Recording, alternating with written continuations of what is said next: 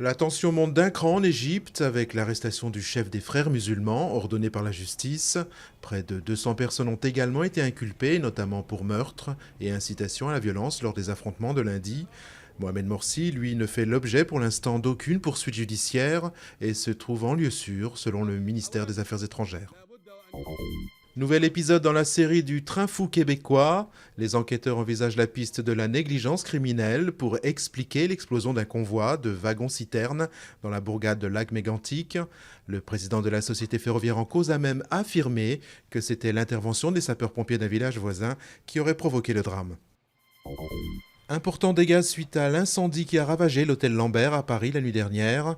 L'immeuble datant du XVIIe siècle et classé monument historique était en pleine période de rénovation et avait été racheté par la famille de l'émir du Qatar en 2007. Trois structures d'extrême droite désormais interdites. Le Conseil des ministres a dissous mercredi différents groupes, dont Troisième Voie et Jeunesse nationaliste révolutionnaire. Une décision qui fait suite à la mort du jeune militant d'extrême gauche Clément Méric.